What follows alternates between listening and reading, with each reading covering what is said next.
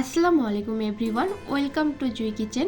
আজ আমি আপনাদের এমন একটা রেসিপি তৈরি করে দেখাবো, এটা দেখতে যেমন সুন্দর, খেতেও ঠিক তেমনি মজার। আজ আমি তৈরি করে দেখাবো সুজির রসবড়া পিঠা। এই রসবড়া পিঠাটা খেতে অনেক বেশি মজার আর তৈরি করে নেওয়া যায় খুব কম উপকরণে ঝটপট ভাবে। তবে অনেক সময় দেখা যায় এই পিঠাগুলি ভেতর থেকে শক্ত রয়ে যায়। তবে কিছু সহজ টিপস যদি ফলো করা যায় তাহলে যে কেউ এই পিঠাটা পারফেক্ট ভাবে তৈরি করতে পারবে। একদমই সহজ আর সিম্পল ভাবে আজকের রেসিপিটা শেয়ার করব, আশা করি আপনাদের ভালো লাগবে। চলুন তাহলে রেসিপিটা শুরু করা যাক। প্রথমেই আমি দুধের শিরাটা তৈরি করে নিব। তো তার জন্য একটা ফ্রাই প্যানে নিয়ে নিচ্ছি 2 কাপের মতো লিকুইড দুধ। আবার কেউ চাইলে লিকুইড দুধের পরিবর্তে গুঁড়ো দুধও ব্যবহার করতে পারেন। সুন্দর একটা ফ্লেভারের জন্য দিয়ে দিচ্ছি 2টো এলাচ, চাইলে এলাচের পরিবর্তে এলাচ গুঁড়ো ব্যবহার করতে পারেন। এবার দিয়ে দিচ্ছি হাফ বাটি চিনি।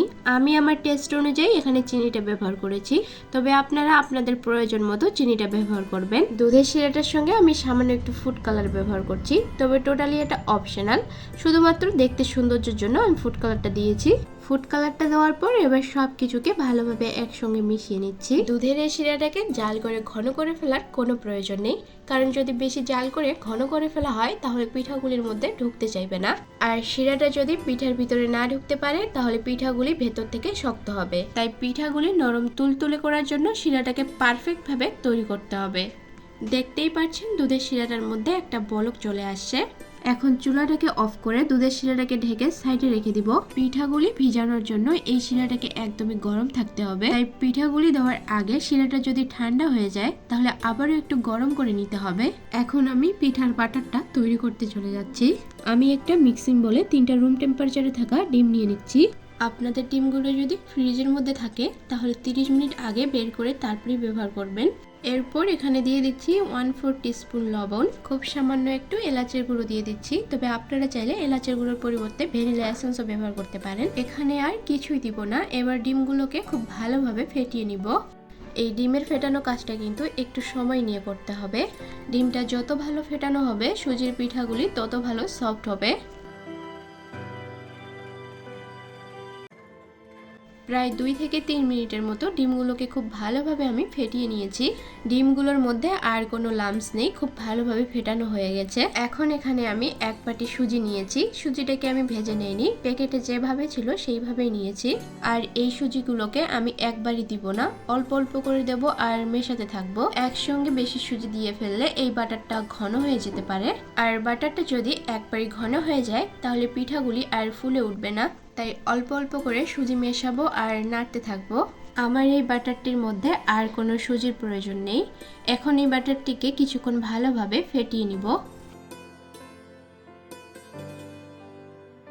দেখতেই পাচ্ছেন 1 বাটি সুজির থেকে কিছুটা সুজি রয়ে গেছে। এইগুলো আর আমি এখানে মেশাবো না। আমি যে ডিমগুলো নিয়েছিলাম সেগুলি ছোট সাইজের ছিল, যদি বড় সাইজের হতো তাহলে হয়তো সব সুজিগুলোই লাগতো। পিঠা বানানোর জন্য আমার এখানে বাটারটা তৈরি হয়ে গেছে। বাটারটা তৈরি হয়ে যাওয়ার পর আর বেশিক্ষণ অপেক্ষা করা যাবে না, সঙ্গে সঙ্গে ভেজে নিতে হবে।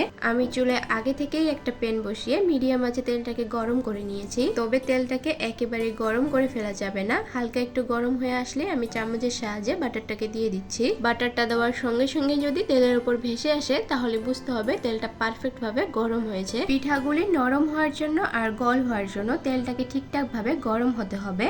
পিঠাগুলি এখন দেখতে এবড়ো থেবড়ো হলো, যখন শিরার মধ্যে দেওয়া হবে তখন কিন্তু শিরা খেয়ে একদম গল হয়ে যাবে। আর এই পিঠাগুলিকে ভাজার সময় লালচে বা ব্রাউন করে ফেলবো না, আমি পিঠাগুলিকে এইভাবেই রাখবো। আর এই পিঠাগুলি ভাজতে বেশিক্ষণ সময় লাগবে না। আমি 1 থেকে 1.5 মিনিট পিঠাগুলিকে ভেজে তেল ঝরিয়ে তুলে নিচ্ছি।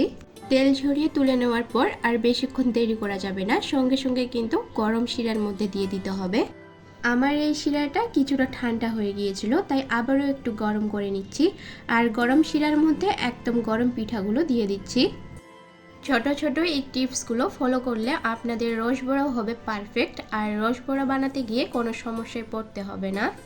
এবার শিরার সঙ্গে রসবড়াটাকে ভালোভাবে মিশিয়ে নিয়ে ঢাকনা দিয়ে 2 ঘন্টার জন্য রেখে দিব। এই শিরা খেয়ে পিঠাগুলির চেহারাই পাল্টে যাবে।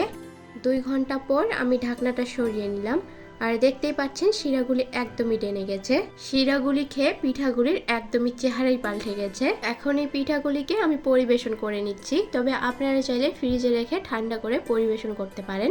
এখন এই পিঠাটাকে আপনাদের সামনে কেটে দেখিয়ে দিচ্ছি ওপরে আর ভেতরে কতটা সফট হয়েছে। এত মজাদার পিঠা মুখে দিতেই সঙ্গে সঙ্গে গায়েব হয়ে যাবে। এবারে আসছে ঈদে, এটা চাইলে আপনারা ট্রাই করতেই পারেন, আশা করি আপনাদের ভালো লাগবে। এই পিঠাটা বানাতে যেমন ঝামেলাহীন, খেতেও কিন্তু অসম্ভব মজার। আশা করি আমার আজকের রেসিপিটা আপনাদের ভালো লেগেছে।